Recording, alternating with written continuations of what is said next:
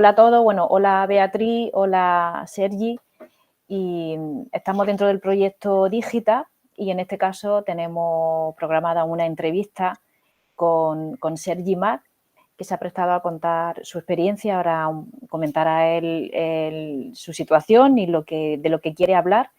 Y en este caso es la primera vez que participa en el proyecto Digita Beatriz López Luengo. Muchas gracias, Beatriz, por colaborar con nosotros. Ella es profesora titular del Departamento de Psicología en la Universidad de Jaén y con una amplia experiencia dentro del ámbito de la psicopatología, de la psicología clínica. Así que muchas gracias por querer participar y estar aquí esta mañana, Beatriz. Muchas gracias por la invitación. Muy bien. Bueno, pues como hemos dicho, tenemos aquí a Sergi Mar. Sergi, hola. ¿Qué tal? Hola. ¿Cómo estás? Bien, estoy bien. Muy bien. Pues si quieres presentar. Bueno, pues yo soy Sergi, tengo 40 años, soy catalán, pero vivo en Pontevedra. Y bueno, digo que tengo 40 años, pero bueno, la verdad es que la mitad de los años que he vivido no sé cómo los he vivido. Así que podría decir que tengo 20 y también sería verdad. Vale. En este caso, Sergi, de lo que vamos a hablar, de lo que a ti te pasa, si quieres comentarlo tú. Sí, bueno, yo tengo diagnosticado trastorno de identidad disociativo y bueno, después de muchas vueltas, ¿no? Pues tengo este diagnóstico y lo que quiero es, bueno, pues poder explicar cómo se vive con él, los síntomas, las cosas que nos ocurren o que me ocurren a mí en este caso, pues para ver si podemos ayudar a gente que lo tenga, tanto a darse cuenta a ellos que eso es más difícil, me parece prácticamente imposible, como que su entorno sí que se dé cuenta de que puede ser esto lo que tienen y les ayuden. Muy bien, entonces en este caso la entrevista va a ir con ese objetivo, es dar a conocer este trastorno pues, en la voz de su protagonista, en este caso con Sergi. Yo te agradezco mucho la disponibilidad que tienes y el hecho de querer contar tu experiencia y que podamos ayudar, porque uno de los objetivos de Digita es eso, hablar de salud mental, trabajar en la alfabetización y en la concienciación acerca de la importancia del cuidado de la salud y de las dificultades que nos encontramos en el día a día en muchas personas y que pasan desapercibidas, por desgracia. Así que, Cheri, yo voy a dar paso, si quieres, a Beatriz para que ella te plantee algunas preguntas y si tú estás bien, pues vayáis contestando. Perfecto, sí, sí. Bueno, Sergi, agradecer desde luego también en lo que respecta a tu propuesta de visibilizar un trastorno que los psicólogos, las personas que nos dedicamos a salud mental lo llamamos trastorno de identidad disociativo, pero la gente ajena a este mundo no sabe a qué se refiere. Si utilizamos la palabra de personalidad múltiple, le resulte mucho más familiar. También es verdad que cuando se habla de personalidad múltiple, la gente piensa en Dr. Jekyll y Mr. Hyde, es decir, identidades muy opuestas unas de otras, muy identificadas cuando está presente una y cuando está presente otra. Hay más películas donde se ha abordado este tema, pero claro, al espectador lo que le gusta son cosas llamativas. Entonces, la personalidad de tipo Dr. Jekyll y Mr. Hyde a lo mejor no llega a representar ni pues, casi que un 6% de este tipo de casos. Entonces, dejando claro que para la gente es la personalidad múltiple, pero como la ciencia ha dicho que ese nombre no identifica bien lo que ocurre y realmente es la identidad, pues nosotros ya lo llamamos trastorno de identidad disociativo. Es un trastorno muy infradiagnosticado. Hay muchos más casos de lo que creemos, pero pasan muy desapercibidos. Los psicólogos no tenemos una buena formación para detectarlo porque se suele atribuir la forma en la que se manifiesta puede corresponderse con otro tipo de trastornos. Entonces, cuando una persona, en el caso de que entre dentro del sistema de salud mental donde alguien esté atento, va a pasar muy desapercibido. Entonces, si te parece, como llevas con el diagnóstico un tiempo, si quieres nos cuentas qué es lo que te ha ocurrido o lo que ha llevado al profesional a darte este diagnóstico, si te parece, ¿no? ¿Qué es lo que te ha ocurrido y demás? A ver, yo lo primero que tuve diagnosticado fue trastorno límite de la personalidad, ¿vale? Pero a mi pareja no le cuadraba mucho el diagnóstico, porque estuvo leyendo sobre lo que era, ¿no? Y ella no lo tenía claro. Entonces, bueno, yo al psicólogo y a la psiquiatra, a la psicóloga y a la psiquiatra, vamos a hablar con propiedad, les expliqué mucho que a mí hay dos cosas que me preocupan mucho de lo que me ocurre, ¿no? Una cosa es que yo puedo estar hablando con mis hijos o con mi exmujer o con mi pareja, ¿no? Y ellos me cuentan cosas que yo no recuerdo, pero cosas como mi boda, cosas como el nacimiento de mis hijos, cosas importantes y cosas simples, ¿no? O sea, el otro día mi hija me recordaba un día que fuimos a comprar una pelota y fuimos a jugar al fútbol. Para mí ese día nunca ha ocurrido. Entonces yo le contaba esto al psicólogo y luego a la psicóloga y luego hay otra cosa que me ocurre, y es que yo puedo aparecer en un sitio en el que no sé cómo he llegado. Esto es una cosa que ahora que sé lo que tengo y que sé por qué me ocurre, bueno, pues al menos le encuentro una explicación, ¿no? O sea, de repente he salido de casa y aparezco en medio de la ciudad de Pontevedra y no sé cómo. Y no sé lo que he hecho entre medio. Esto me lleva pasando toda la vida. Toda la vida. O sea, todo mi entorno, ahora que tengo un diagnóstico, ellos son capaces de decir, oye, ¿te acuerdas de aquel día que estuviste 2 horas desaparecido por algún sitio?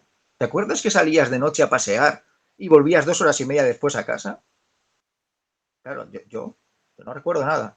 Pero ahora resulta que todo el mundo que me rodea sí que se da cuenta que estas cosas me ocurrían, ¿no? Bueno, ten en cuenta que yo me llevo ocurriendo esto desde que soy un niño. Yo escucho voces desde que soy un niño, pero tengo el diagnóstico desde hace unos meses. ¿Entiendes? O sea, para mí ha sido vivir en una... Bueno, yo lo he vivido como algo normal, ¿eh? Las cosas como son, porque yo he vivido en una completa irrealidad muchos años, porque al final son muchos años sin tratarlo, ¿no? Pero bueno, no sé, ha sido complejo, ¿no? Porque ahora, sobre todo ahora que tengo conciencia de lo que me ocurre, ¿no? Es eso, es mirar atrás y pensar bueno, en todo lo que me he perdido, o que he vivido pero no he vivido, ¿no?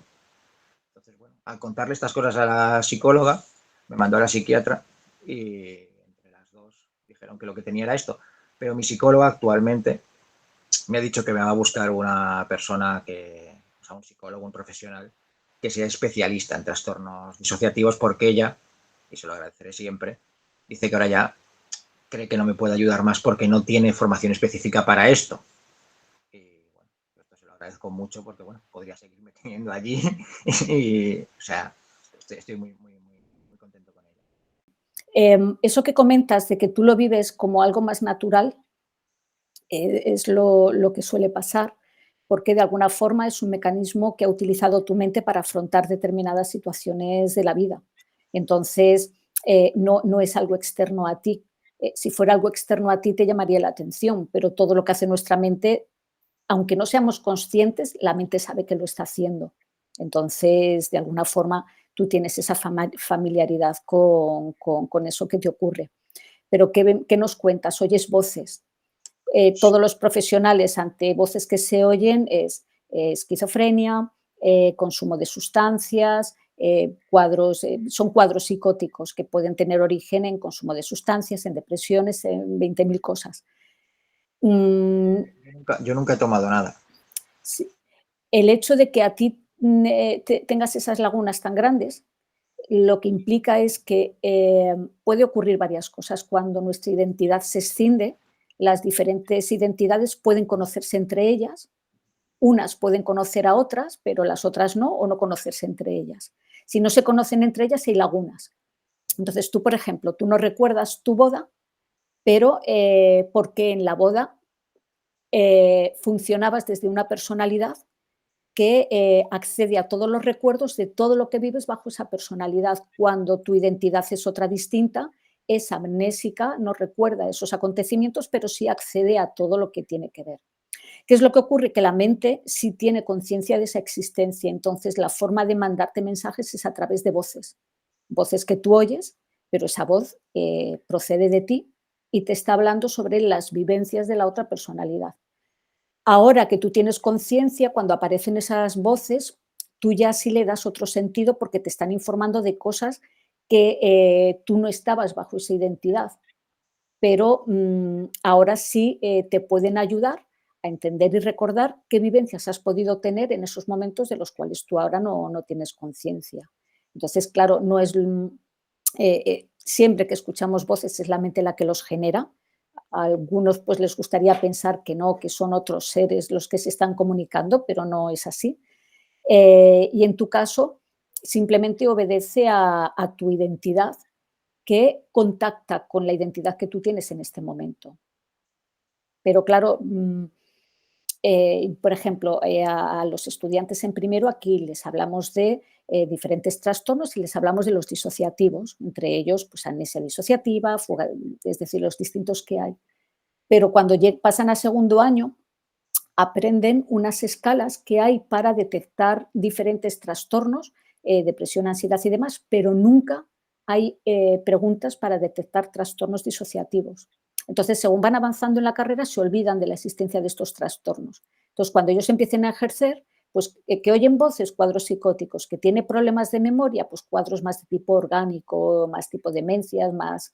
y entonces eh, diagnostican trastornos de personalidad, el límite de personalidad es muy diagnosticado en casos de identidad disociativos y porque no se acuerdan de que esta realidad existe y pues has tenido la suerte afortunadamente de dar con una psicóloga y una psiquiatra que han ampliado el rango y te han podido diagnosticar porque suele ser diagnosticado de muchas cosas. Además, en ocasiones suele ocurrir que si la persona en un momento dado está con una identidad distinta a la que suele venir, los profesionales tienden a decir, me está tomando el pelo, se quiere reír de mí, no está implicado en el tratamiento, es decir, se le achaca a cosas que no son como tal. Entonces, pues por eso es muy, muy, muy extraño, ¿no? El verlo.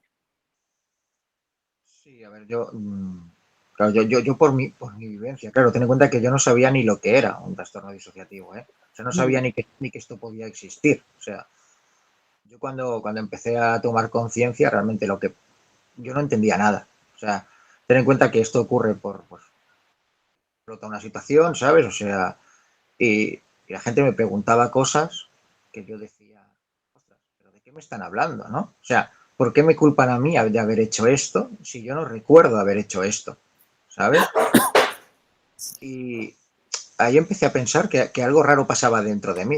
Bueno, de lo que yo pensé que estaba loco. O sea, no te voy a engañar. O sea, es lo que piensas, ¿no? Porque dices, la gente te está diciendo que, yo qué sé, que has estado con X persona y tú no recuerdas haber estado con X persona. O que has hecho este negocio y yo no recuerdo este negocio, ¿no? O sea, yo tengo clientes de, que piensan que soy pues, andaluz unos, zamorano otros, andorrano otros, tengo amigos que piensan que soy de un sitio, amigos que piensan que soy de otro, para unos amigos o para un entorno soy una persona callada y retraída, para otros soy un prepotente vacilón, para otros soy un graciosillo. Claro, yo no me veo identificado en ninguno, no os voy a engañar. Entonces, Mm. claro, cuando esto empieza a pasar y me empiezo a dar cuenta, ¿no? Digo yo, madre mía. O sea, claro, y me diagnostican trastorno límite de personalidad. Y esto que dices, ostras, voy a mirar qué es, ¿no? Y dices, hombre, tampoco me veo muy identificado aquí, ¿sabes? Y mi pareja, Sandra, me decía, es que aquí, Sergi, yo no te veo aquí, ¿eh? Sergi, cuando a ti te dan el diagnóstico, ¿qué ocurre en ti? Es decir, ¿qué aparece? ¿No? ¿Qué sucede ante el decir, bueno, ya me están diciendo lo que me ocurre y parece ser que sí, que estoy de acuerdo en eso que me describen, ¿no? ¿Qué Primero, efecto ocasiona eso en ti? lo primero, miedo, ¿eh? Miedo porque no te voy a engañar, yo también he visto películas Mm. y piensas, hostia, a ver si he matado a alguien, o a ver si he robado, ¿no? Porque es lo que nos han enseñado. Y luego liberación, ¿eh? Luego empiezas a sentir que tiene una explicación lo que te está pasando y que puede tener no tanto una solución, pero sí una comprensión, ¿no? Puedo explicarle a la gente por qué me han ocurrido las cosas, ¿sabes? Puedo explicarle a mi hijo mayor ¿por qué no recuerdo lo que me está contando? ¿No? Mi hijo mayor tiene 15 años, es una persona inteligentísima, pues puedo darle una explicación, ¿no? O a mi exmujer, puedo darle una explicación de por qué han ocurrido las cosas. Mi mujer es enfermera, ¿no? Entonces, bueno, es más sencillo. O a mi pareja actual, ¿no? ¿Por qué han ocurrido cosas que han ocurrido en estos 3 años que llevamos y de los que yo 2 años y medio apenas recuerdo, ¿no? Bueno, para mí fue liberador. Luego es duro, ¿eh?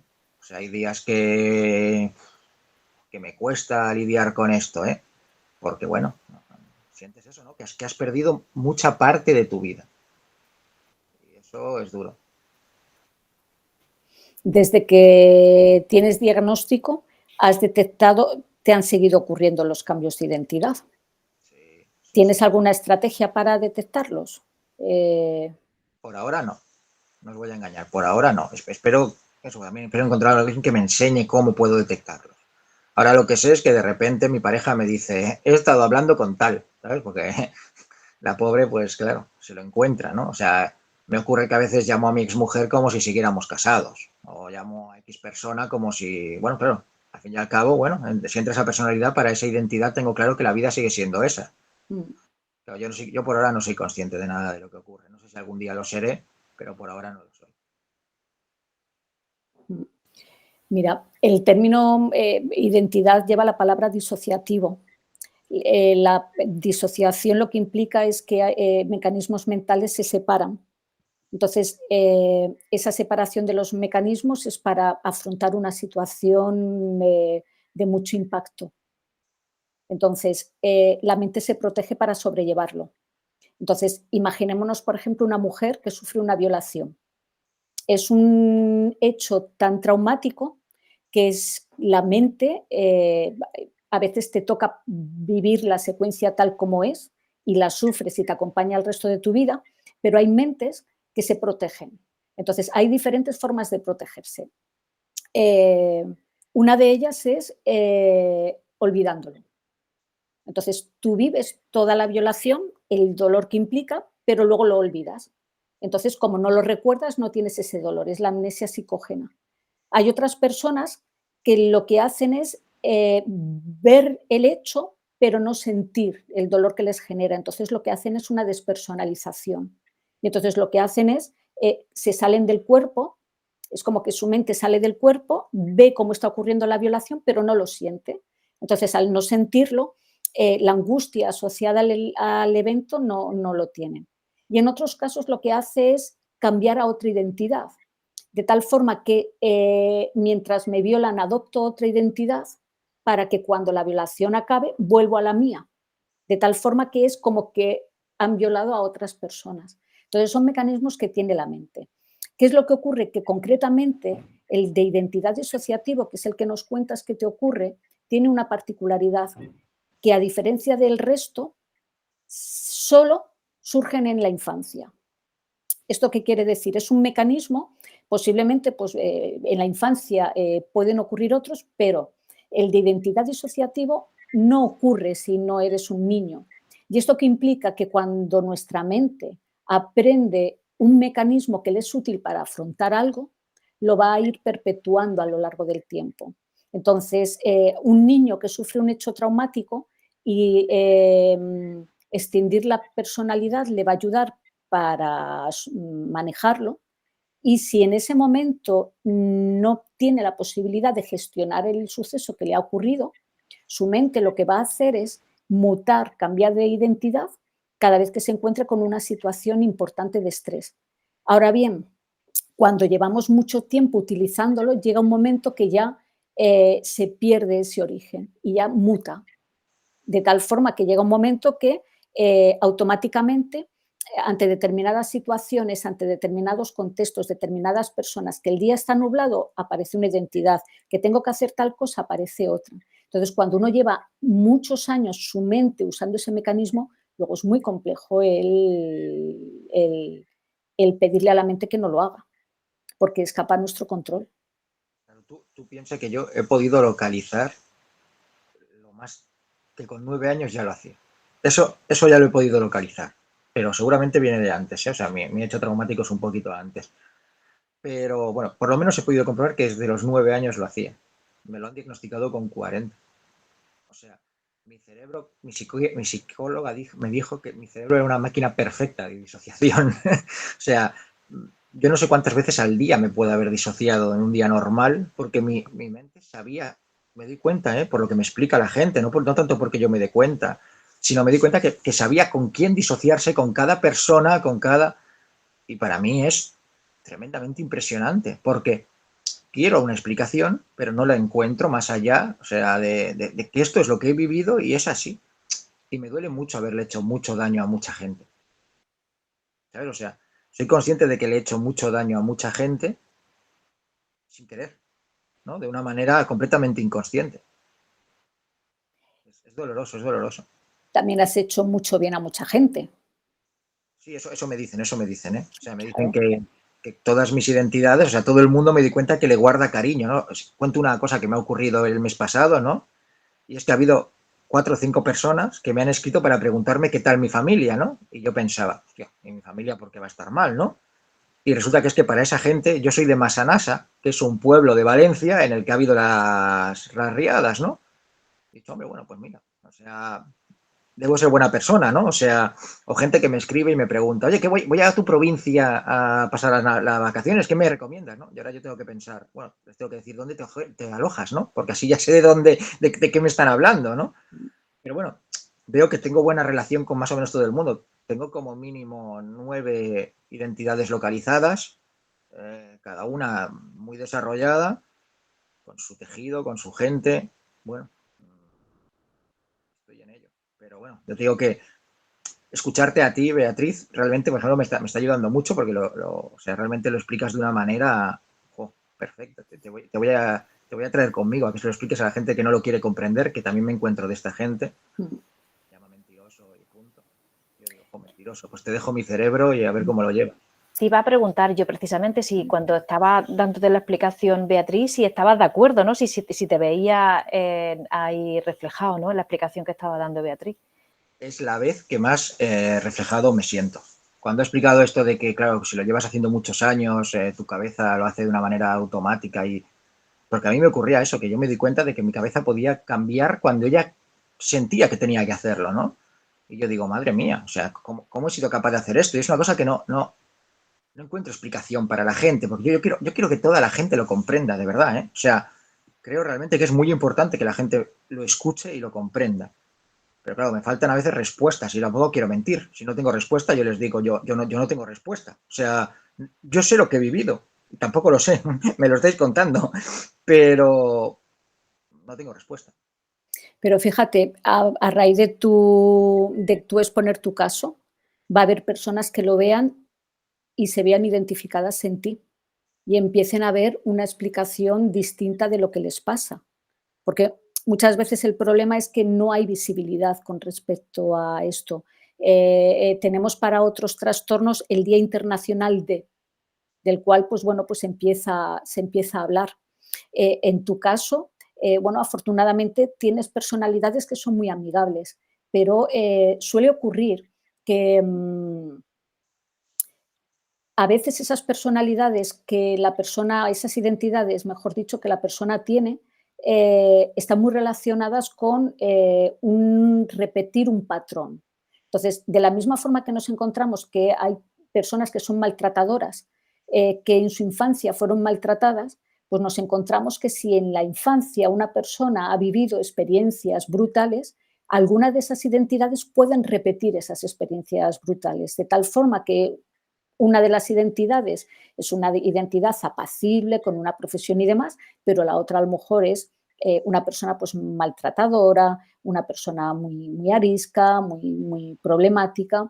Entonces, aún es mucho más complejo, porque de cara a la sociedad, las personas cuando lo ven lo que tienden a pensar es que es una excusa que se lo están inventando para no reconocer el delito que están cometiendo, el daño que están haciendo y demás. Entonces, es aún más complejo. Entonces, el hecho de que no se hable de esto y que no se visibilice, pues hace que la gente sea muy difícil de entenderlo.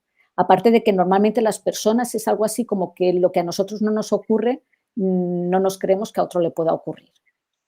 Entonces, el que esto que tú cuentas, de estos lapsus, de que esta gente te llame y tal, como a mí eso no me ha ocurrido, pues tú que me lo cuentas te lo estás inventando, sobre todo porque eres una persona muy creíble, es decir, te explicas claramente, lo tienes todo identificado y entonces la gente piensa, ¿ves? Se lo está inventando porque nadie en su sano juicio le podría ocurrir algo así. Mira, yo voy a contar una cosa, ¿eh? Por ejemplo, de mi vida personal, ¿no? O sea, yo llevo casado 19 años, me estoy divorciando ahora, ¿no? Pero llevo 3 años con mi pareja actual. Bueno, cada identidad hacía su vida, ¿no? Yo estaba organizando una boda. Yo estaba organizando una boda con mi pareja.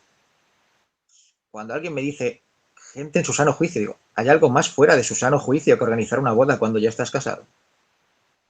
Lo hago porque, o sea, está claro que lo he hecho porque en este caso esa identidad creía que podía.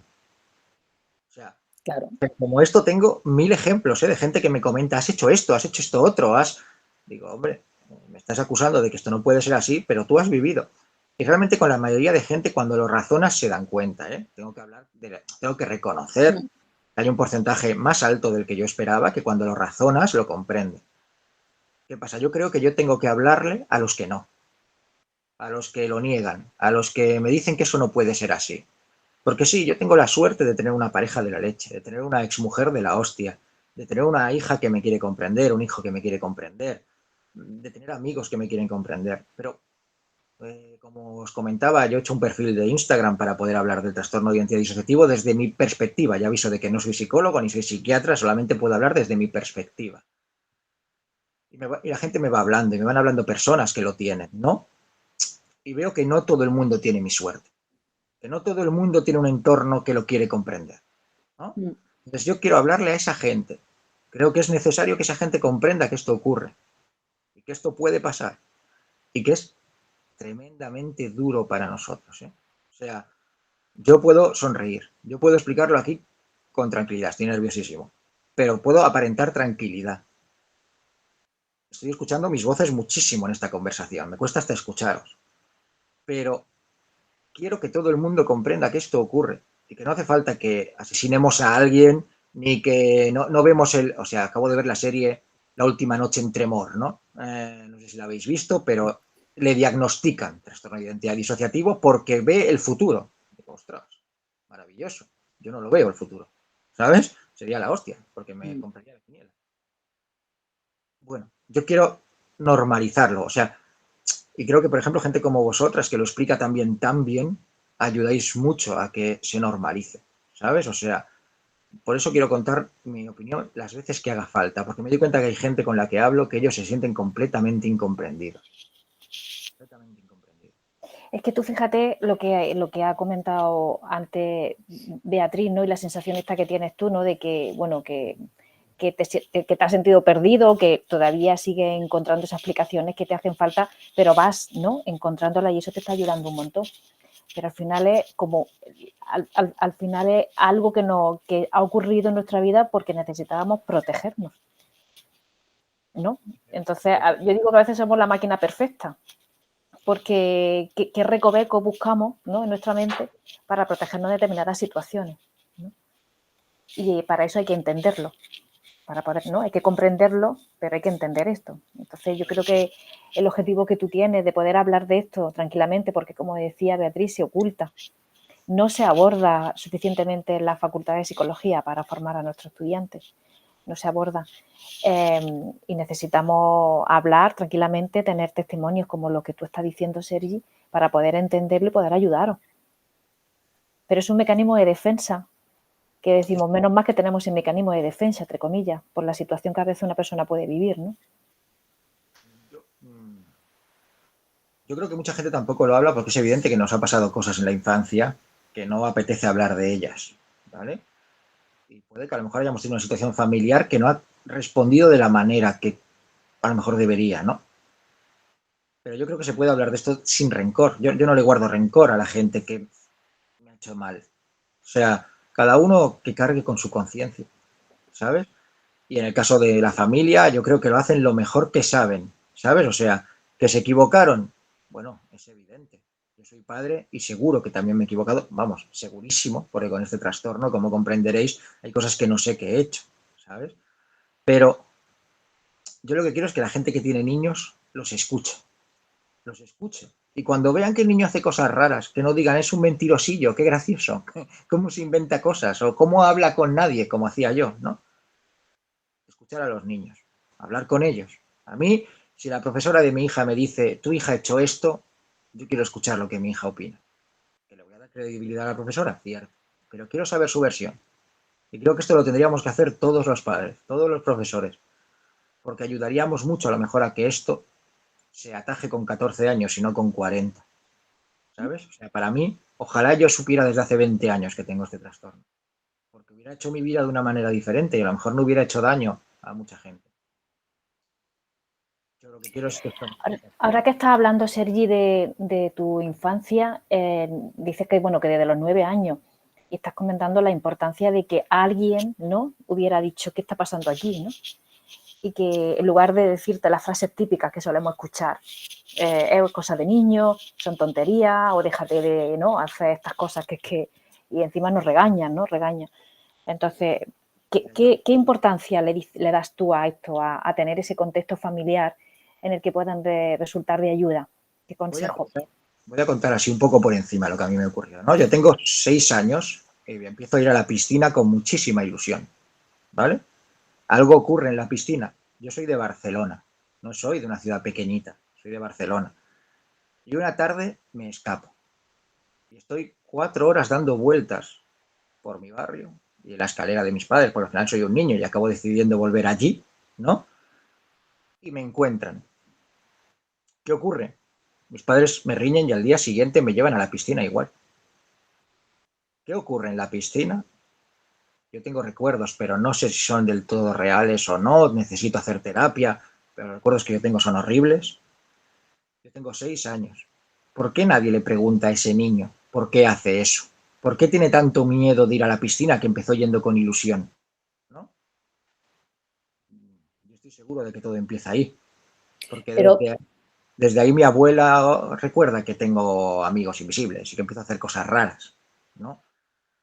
Bueno, yo creo que lo importante es que si ocurre eso, los padres, estamos en 2024, no en 1990, pues sean capaces de hablar con sus hijos y preguntarles por qué, ¿no? Y escucharlos, porque los niños tienen imaginación, pero tampoco tanta como para imaginarse cosas que ellos no saben que existen.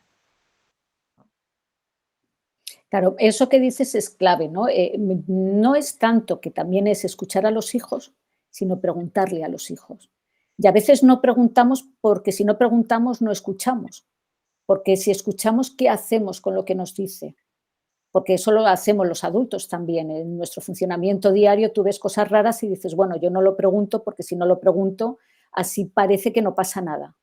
Entonces ves muchas relaciones de gente que está mal, mal con la otra persona, pero no le pregunta porque a ver qué es lo que me va a decir. Mientras no me lo diga, no hago nada. Y tenemos tal pavor que es que no preguntamos.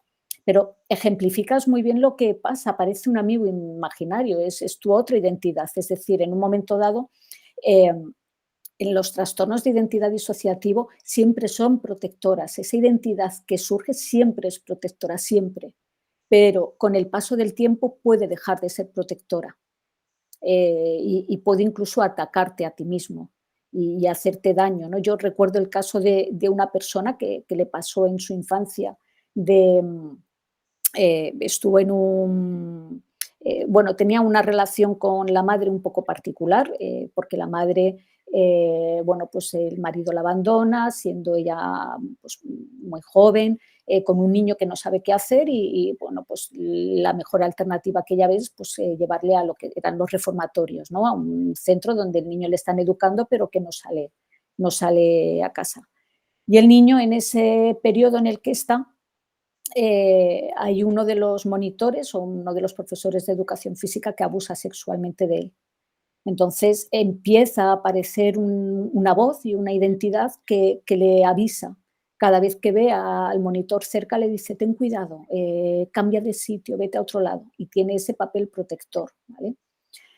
Este mecanismo, que es el que le ayuda, se va instaurando y cuando él llega ya a la adolescencia, que es ese periodo pues, bueno, de un desarrollo de nuestro funcionamiento sexual, de afectividad y demás, él toma conciencia de su homosexualidad. Y entonces empieza a plantear que aquello que le resultó tan agresivo de la violación de forma continuada, a lo mejor le gustaba más de lo que él pensaba. Entonces, como su mente no puede con eso, entonces esa identidad se vuelve contra de él y empieza de forma muy agresiva a atacarle, a hundirle, a decirle que te voy a machacar, un lenguaje muy obsceno, y surge en un momento donde no es capaz de integrar eso. Entonces, esa identidad que surge de forma protectora, llega un momento que le ataca.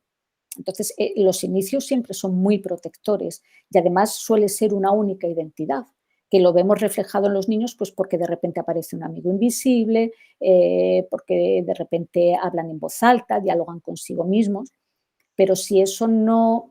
También es verdad que pues, los niños tienen también amigos invisibles, de decir, ay, pues, que realmente muchas veces un amigo invisible pues, viene a suplir pues, una necesidad que tiene el niño de tener un control sobre un entorno que no es capaz de controlar porque son niños.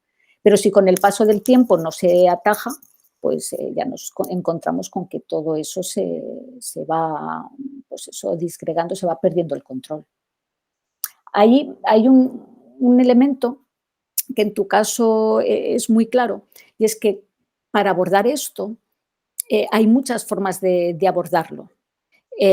Sabemos que todo esto tiene que ver con hechos que ocurren en la infancia, pero lo que ha ocurrido en la infancia es mejor dejarlo, porque esto es un mecanismo que debemos de primero desarrollar mecanismos para poder afrontar algo que ha ocurrido. Entonces, cuando yo ya tenga el mecanismo, entonces ya me podré afrontar algo que es muy duro de trabajar. La cosa está en que cuando uno tiene varias identidades, la idea es quedarse con una y que las otras sean subsidiarias. Y eso no es siempre fácil, porque tú nos hablas de una relación de años con tu esposa, donde tú tienes una identidad adaptativa, pero en un momento dado tienes otra que también es adaptativa con Sandra, ¿no? Que es la actual pareja. Y claro, son identidades distintas. Y ahora la cuestión está ahí, por eso es genial que la psicóloga pues, te vaya a buscar un profesional y decir, bueno, a ver, ahora nosotros lo ideal y lo que Sergi quiere es, oye, yo tener una identidad única. Y la cuestión es cuál, la identidad que tienes con Sandra o la que tenías con tu ex esposa, porque las dos son funcionales. No, no, Entonces, ten en cuenta que es más complejo, porque realmente hay más identidades, ¿eh? O sea, no claro, nace esa sola, o sea, antes ha nacido otra, o sea, en el periodo de estos 20 años, por ahora tengo detectadas que han nacido 5 identidades más, cada una con sus, porque han ido ocurriendo cosas, me doy cuenta que justo por los años en los que la gente voy conociendo, ¿eh? Por los años que la gente me va hablando, ¿no? Me di cuenta que es que van ocurriendo cosas en nuestro matrimonio, pues o me siento solo, o nos vamos a vivir a un sitio que es su localidad, en la que yo no soy feliz y no quiero vivir allí y me hace otra identidad, llega el COVID y nace otra identidad. Bueno, me di cuenta que van ocurriendo cosas y que mi cabeza lo que hace es crear una identidad e ir viviendo, ¿no? Entonces al final, es lo que te explicaba antes, al final mi vida me di cuenta que transcurre entre esas 4 y 5 identidades, cada una diferente, cada una con un entorno, cada una con unos gustos, que yo ahora me doy cuenta, pero que yo lo he vivido, supongo que con total normalidad y completa inconsciencia, pero claro, digo, madre mía, ¿no? O sea, es lo que yo le decía a mi exmujer, ¿no? Jolín, ojalá nos hubiéramos dado cuenta en 2008, la primera vez que me ocurrió, ¿no? Pero es que ella ya conoce en 2005 una identidad que no soy yo, ¿sabes? O sea, cuando yo ahora hablo con ella y ella me dice, pero si tú has nacido aquí, y has trabajado aquí, y has tenido estas parejas antes de llegar a mí, ¿no? No, en absoluto. No, no es así, ¿sabes? A mi pareja de anterior, a ella, ¿no? Pues también conocí a una persona que no era yo. La primera pareja que yo tuve, que además eso me afectó bastante porque ya tuvo un trastorno de conducta alimentaria y deduzco que eso pues influiría aún más todavía, ¿no? Tampoco conocía directamente ya a mí y esa pareja empezó con 15 años.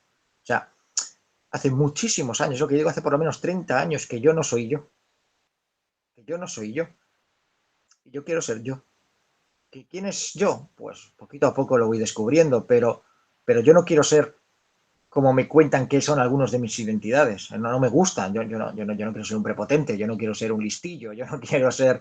Pero hay otras cosas que sí que me gustan de lo que tienen, ¿eh? Pero, jolín, y para mí es lo que decía antes, es doloroso porque al final es eso. Sientes vale, que has hecho muchas cosas en la vida, pero que no has vivido tu vida, ¿no? O sea, Sobre todo corta. es que es algo que no puedes controlar. Y como no Exacto. puedes controlar, una de las cosas que más estrés nos generan a las personas son todo aquello que no podemos controlar.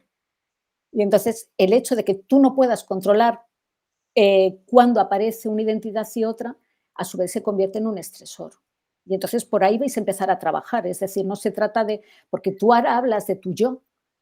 Eh, bueno, pues habrá que ver desde ese yo que tú sientes cómo trabajarlo. Pero sobre todo tener muchas herramientas para minimizar todo lo que te pueda ser un efecto de estrés y que aprendas de una forma consciente a pues lo que has compartido con nosotros, que desde luego es de agradecer enormemente, ¿no? Pero yo me encuentro de repente en una situación donde me tengo que cambiar de domicilio y yo eso no lo sé gestionar. Pues por eso sale otra identidad, para que lo gestione la otra identidad. Bueno, pues por ahí empezarás a trabajar, a desde tu yo a gestionar todo eso. Claro, ¿No? eso es fundamental, ¿no? Lo que está diciendo Beatriz. Y de eso ya lo tienes, Sergi. Ya has avanzado, ya has hecho un camino que es muy importante. Primero hablar de esto, primero reconocerlo e intentar entenderlo. Con estas explicaciones que te han dado los profesionales a los que estás acudiendo y en este caso lo que está aportando Beatriz. Pero estás identificando los precipitantes. Como decía Beatriz, que muchas veces tiene que ver con esa situación en la que pensamos que no podemos hacer frente. Y de manera automática aparece esa estrategia de regulación, que en este caso por aprendizajes... Mi pareja está apuntando cuando me ocurre. O sea, ¿qué ha ocurrido antes cuando me ocurre? Pues a lo mejor me he estresado en alguna reunión de trabajo o me he discutido por cualquier cosa con alguien. Bueno, discutir no me gusta, pero a lo mejor otra persona sí que se ha puesto, ha levantado la voz o algo. Bueno, supongo que eso me recuerda a la infancia o la adolescencia y a mí me cuesta mucho gestionar. Bueno, mi pareja va apuntando por cuando me ocurre y qué pasa cuando me ocurre, ¿no? Porque, bueno, tú has nombrado antes la posibilidad de verme desde fuera, es una sensación que yo también he tenido alguna vez, ¿sabes? O sea, esto de yo me veo como si mi cuerpo no fuese yo, ¿sabes? Pero bueno, estamos en ello. Sí, sí. Sobre todo es eso, es lo que tú Bueno, decías, pues es estás en comprender. el camino, ¿eh? Y ya lo que estás haciendo, bueno, es un avance. Una pregunta, Sergi, ¿tienes animales en casa? ¿Perros, gatos? Desde hace 2 años y medio sí, tengo gatos, porque eran gatos, son los gatos de Chandra. Sobre todo el gato grande, Nero, para mí gordo, es paz, es tranquilidad. Y ahí ocurre una cosa muy curiosa y es que cuando me da una crisis, ¿sabes? Me da tal, muchas veces cuando vuelvo está sentado a mi lado. Sandra cuenta que mi identidad que vivía con ella tenía intentos suicidas y siempre que los tenía el gato estaba conmigo, siempre. O sea, para mí ese gato es como un hijo más. O sea, lo quiero muchísimo y no entiendo cómo él comprende cuando estoy bien y cuando estoy mal. Pero me ayuda mucho. El otro no, porque el otro es un asustadizo y debo asustarle mucho. Pero el gato grande es una pasada, una pasada. Es que los animales detectan muy bien los cambios de personalidad. Los perros, por ejemplo, puede ocurrir que si hay una personalidad, por ejemplo, que es muy autoritaria, ¿no? Y que el perro no quiere que el perro esté en el salón, eh, cuando la persona adopta esa identidad, el perro se va. Y cuando vuelve la que es más permisiva, el perro entra. Es decir, los animales son muy sensibles y captan muchos matices que los seres humanos generalmente no captamos porque como le estamos siempre dando vueltas a la cabeza e interpretando todo lo que nos ocurre, pues no somos tan eh, eh, inocentes, ¿no? A la hora de observar, y los animales sí se dan cuenta, entonces detectan muy, muy bien eso y detectan cuando en este caso el gato, ¿no? Cuando necesitas que él esté presente porque ve que estás en un estado donde lo necesitas, y cuando vuelves a otra identidad dice ya no me necesita y se va, y ellos lo detectan muy bien. Son un indicador muy útil en estos casos. No tanto para ti, porque cuando tú estás con otra identidad, como no se comunican entre ellas, pues tú estás ajeno, pero para tu entorno sí. A través de ellos también pueden saber en cuál estás. Sergi, ¿qué recomendaciones quieres trasladar a las personas que estén escuchándonos y viéndonos? ¿Qué recomendaciones te gustaría que, sobre todo, trasladar y que se quedaran? Tengo dos diferentes, claro. Para las personas que tienen diagnosticado el trastorno, lo que les diría es que no se autoestigmaticen. Para mí es muy importante que no nos estigmaticemos nosotros mismos, que sintamos orgullo incluso de lo que somos. O sea, al final yo creo que todos hemos vivido algo traumático y por eso no tenemos que sentirnos mal. Que se rodeen de buena gente y que hablen de esto todo lo que necesiten hablar.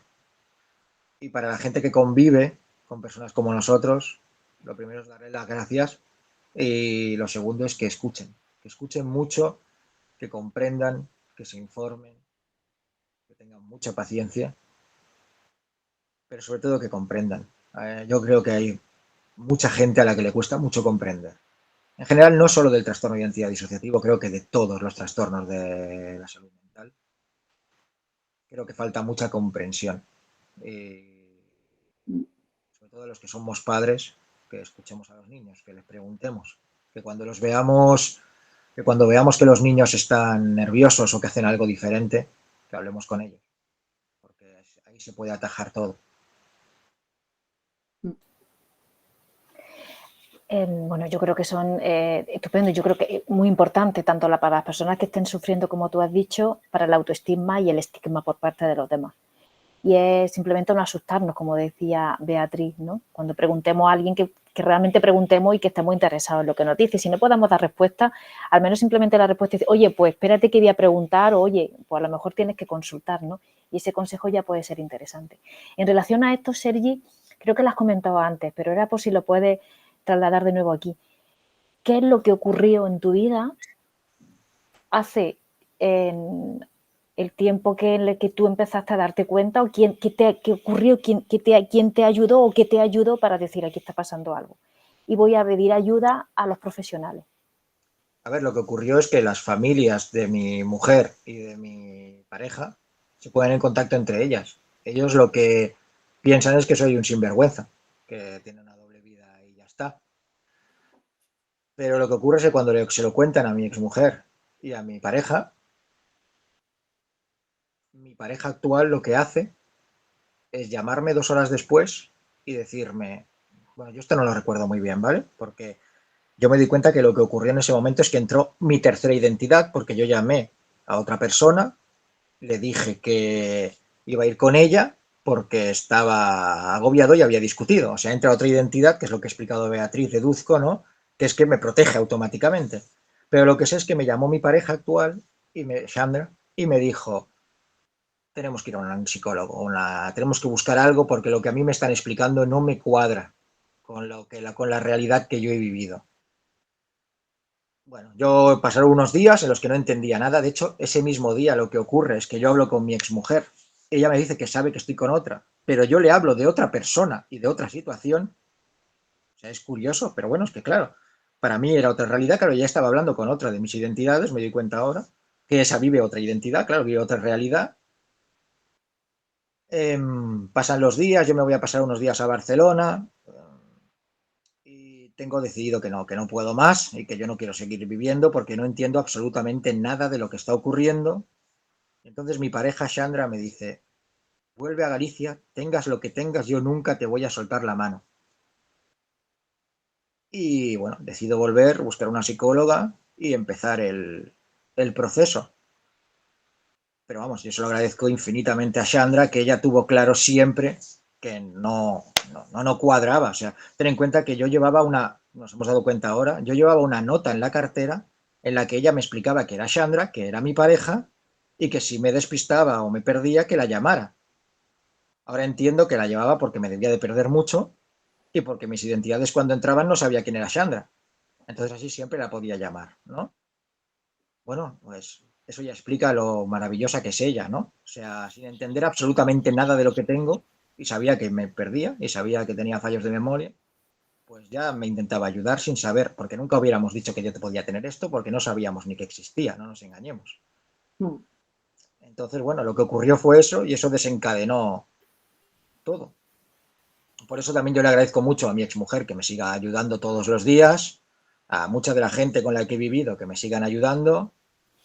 Bueno, me entristece que haya gente que aún no me haya querido escuchar para saber lo que hay, porque saben que hay un diagnóstico, saben que hay un trastorno, pero no quieren sentarse a entender. Bueno, cada uno que cargue con su peso. Pero bueno, eso fue lo que ocurrió para que yo llegara primero al TLP y luego al trastorno de identidad disociativa. Bueno, pues genial que apareciera en tu vida tu pareja y que tuviera el apoyo también de tu expareja. Sí, sí, o sea, yo realmente Genial. digo que las personas importantes están. Es algo que me sorprende. También quiero agradecerle a mis padres, ¿no? Que aunque a lo mejor cuando yo era un niño pues no lo hicieran perfecto. Ahora lo están intentando hacer de la manera que pueden, de la manera que saben, pero están, igual que mi hermano, igual que algunos amigos, bueno, están, ¿no? Igual que mi hijo mayor, que hace un esfuerzo tremendo por comprenderlo, porque es el que es más mayor y es el que le he explicado lo que tiene, ¿no? Para mí tiene mucho mérito que lo esté intentando y bueno, lo quiero dejar dicho porque creo que es justo con él. Yo creo que en este proceso de recuperación, ¿no? Y de sanación, podemos utilizar a lo mejor también ese término, lo que acaba de decir es importantísimo, Sergi, que es la aceptación de nuestra parte de la historia y en este caso dentro del contexto familiar. Y entonces cada persona tiene su propia historia y cada persona tiene sus circunstancias y sus habilidades. En este caso nosotros nacemos en una familia con unos padres que no elegimos, nos tocan y esos padres pues tienen sus características y intentan hacer lo que pueden hacer. Yo siempre pienso que los padres intentan hacer lo mejor, aunque es verdad que hay casos, puede ser de negligencia o lo que sea, pero son los menos. Pero los padres intentan dentro de sus circunstancias hacer lo posible. Y aunque tengamos a lo mejor, echamos la vista atrás y decimos, pero bueno, es que fíjate el resentimiento que tenemos, es que he hecho la culpa, eso no nos ayuda, ¿no? Entonces, creo que has dado también un paso importante, que es la aceptación, la comprensión. Nosotros le llamamos también el perdón, ¿no? Que eso no significa decir, bueno, pues que del perdón también tengo que aprender, ¿no? Y creo que eso es también importante que lo hayas comentado, Sergi. Mira, me dijo un amigo de aquí de Galicia, bueno, es amigo de mi pareja, lo dijo sin querer decirme nada, ¿eh? Pero me dijo, tienes la posibilidad de escribir un libro nuevo de tu vida. Aquel día no entendí mucho lo que me quería decir, pero le he dado muchas vueltas a aquella frase. Y los días que mis voces me dejan y que mis miedos me dejan, lo veo claro. O sea, quiero escribir ese libro y para escribir ese libro no me vale de nada el rencor, ni la culpa, ni el odio, ni... No, no. Ya bastante peleo conmigo. O sea, yo sé que quien me esté viendo ahora mismo dirá, qué bien está este chico. Ya bastante peleo. Ya son muchas horas sin dormir, ya es... Yo tengo mucho miedo a la noche, por poner un ejemplo, ¿no? O sea, bueno, yo tengo mis demonios, pero no quiero dejar que me ganen, ¿sabes? Si tengo la posibilidad de escribir ese libro, vamos a hacerlo bonito. Es eso. También yo creo que ayudan a ser cuidadoso con uno mismo y que si uno siente rencor y siente rabia no pasa nada, porque a veces no nos permitimos el manifestar ese odio, esa angustia, y si no nos lo permitimos, eso se queda dentro y lo adornamos, ¿no? Con todo un discurso de paz, armonía y demás, que a lo mejor no es tal, y pues tampoco pasa nada. Es decir, que el poder expresar todo eso, ¿no? Y permitirse sentir la rabia, la frustración, el miedo, el horror, y porque eso también forma parte de uno. Sí, sí, yo vivo con mucho miedo, por ejemplo, ¿eh? O sea, es una cosa que tengo mucho miedo. Tengo miedo a esa hora o 2 horas o 3 horas al día que no soy yo, ¿qué puede pasar? Claro que tengo miedo. Tengo miedo. Tenía mucho miedo que en esta entrevista de repente a la mitad yo dejase de ser yo. O bueno, o fuéramos nosotros. Pero tenía mucho miedo, ¿no? Aún lo tengo, hasta que no acabemos, lo tendré. Vivo con miedo, claro.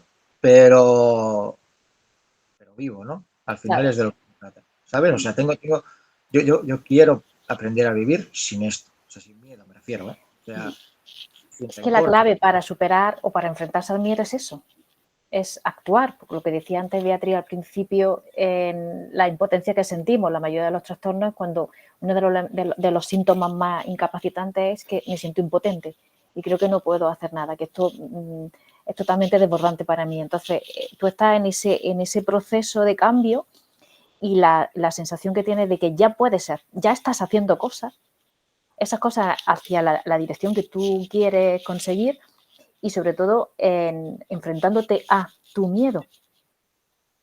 Porque dice, bueno, es que puede ser que en esta entrevista no salga. Pues entonces voy a llamar, voy a escribir un mensaje a las 11 menos 5, disculpar, no puedo, ¿no? Y Tentado está. entonces, claro, sin embargo, aunque has estado tentado a lo mejor de hacerlo, pero has dicho, no, voy a hacer la entrevista. Y esa es la vía para superar esas dificultades, esos miedos. Cada vez que subo un post a mi perfil de Instagram, lo pienso media hora, ¿eh?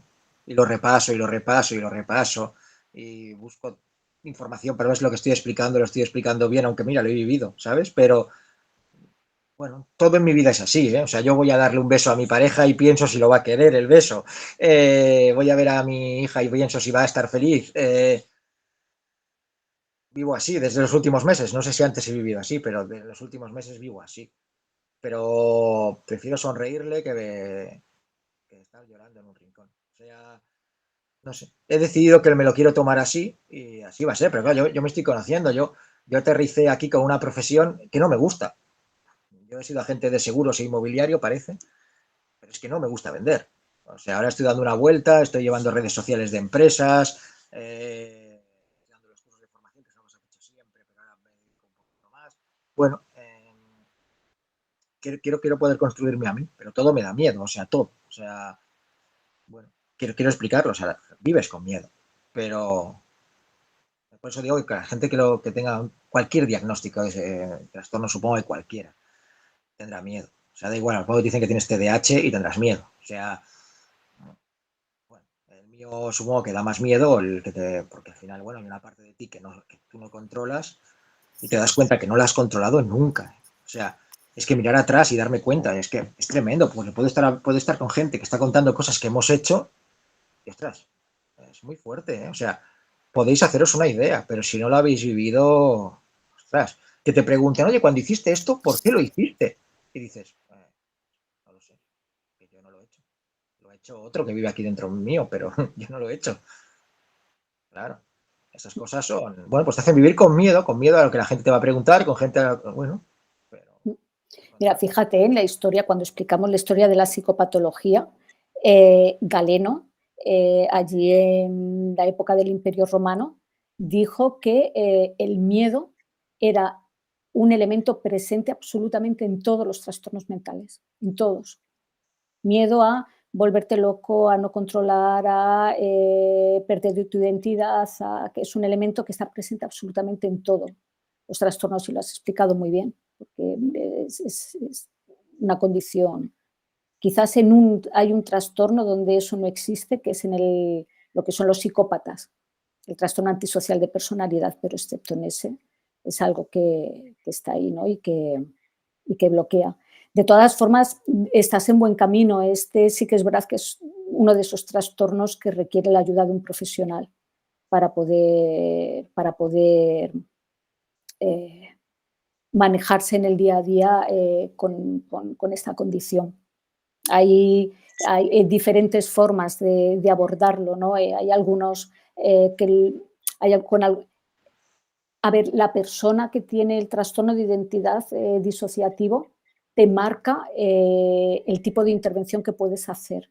Entonces, con algunas personas lo que se hace es integrar elementos de todas las identidades. Hay otras personas que lo que se hace es reconstruir la propia identidad.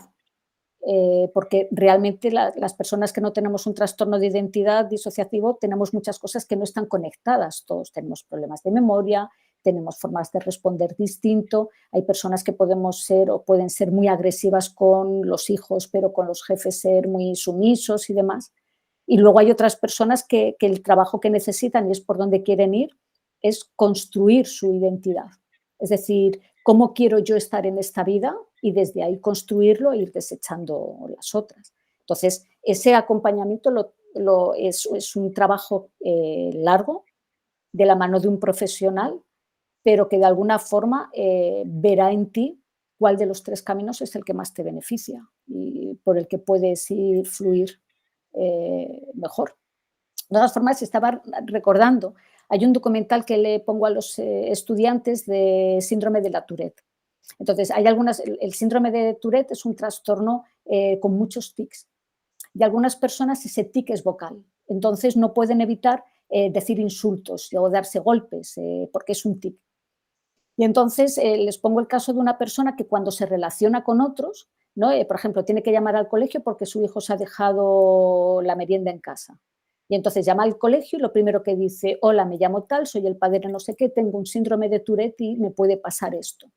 Entonces, igual llega un momento donde a ti te sirve cuando vayas a relacionarte con alguien, cuando tú veas que es el momento de contarlo como quieras y a quien quiera, a la hora de decir, mira, te quiero decir, a mí me pasa esto y esto puede implicar esto, esto, esto. Si tú de repente notas en mí esto, pues que sepas que puede ser por esto. Lo estoy haciendo con las empresas que he llegado a un acuerdo para llevarles las redes sociales. Les explico. Bueno, porque me parecen buenas personas para empezar. Cuando empecé a hablar con ellos me di cuenta, ¿no?, de que son personas abiertas. Les explico porque les digo, a lo mejor hemos acordado que el miércoles publico esto, no lo publico, no creas que es porque no quiero, sino será porque a lo mejor pues en ese momento yo no soy yo, sé que esto te va a sonar extraño, pero en ese momento a lo mejor creo que soy preparador físico o que soy ganadero.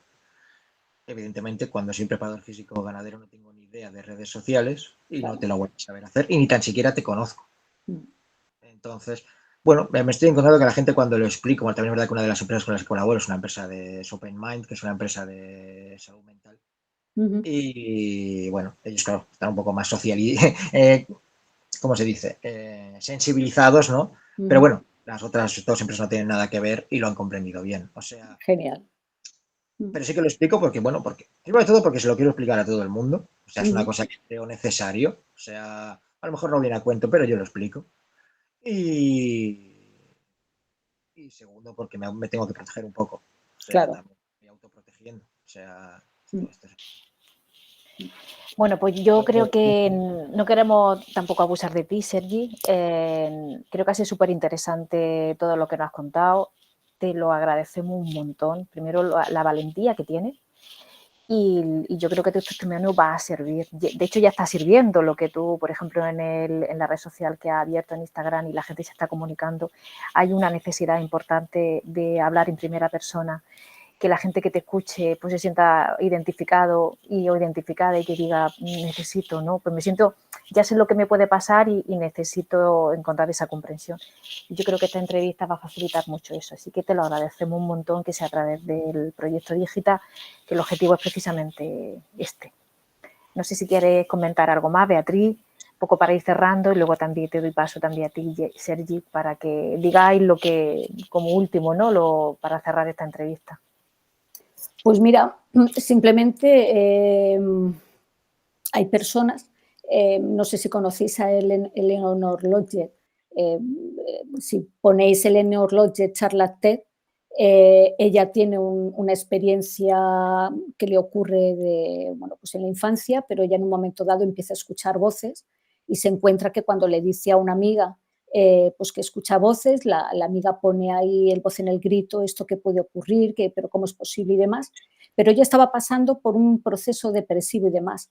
Entonces, ella pasa por multitud de tratamientos psiquiátricos y demás, y llega un momento donde, también por el acompañamiento con los terapeutas, ella toma conciencia de que las voces de alguna forma le están avisando de algo y que en vez de rehuir las voces, lo que tiene que hacer es, cada vez que oigo las voces, decir, bueno, ¿qué me está pasando?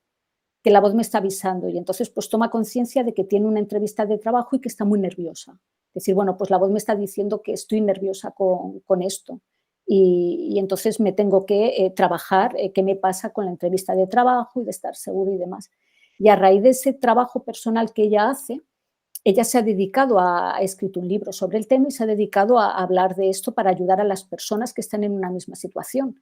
Y acordándome de ella, te veo a ti, que tú estás en ese camino, ¿no? De a través de una experiencia personal, tú posicionarte en el mundo como una ayuda a otras personas que puedan detectar qué les está pasando, que con esto se puede hacer algo y bueno, pues desde ahí pues ese halo de esperanza. Entonces, pues me ha resonado a eso, ¿no? Que te veo como un punto de partida de ayuda a otras muchas personas a partir de tu experiencia personal y que de alguna forma eso va a revertir en tu bienestar también. Sí. Bueno, yo tiene un punto a lo mejor egoísta también, que es el hecho de que me sana poder hablarlo y contarlo, me ayuda a comprenderme. Y luego, aparte, bueno, también es lo que os decía antes, que me he dado cuenta de que es muy desconocido, muy estigmatizado este trastorno. Y quiero que la gente vea que esto que mal llamamos normal, ¿no? O sea, que se puede vivir con normalidad. No creo mucho en la normalidad, pero creo que cada uno tenemos nuestra experiencia, ¿vale? Pero creo que se puede vivir normal. Yo os doy las gracias por la conversación, por el espacio, porque me habéis ayudado mucho también en esta conversación. Deciros que para lo que queráis yo estoy dispuesto, para lo que se os ocurra que podemos hacer para visibilizar el trastorno de identidad disociativo, pues estoy. Y nada, repito que muchas gracias. Pues lo mismo te digo, cualquier cosa que necesites de nosotras, aquí nos tienes y del proyecto Digitas también, Sergi. Ha sido un placer conocerte y la verdad un ejemplo a seguir. Muchas gracias, no creo, pero muchas gracias.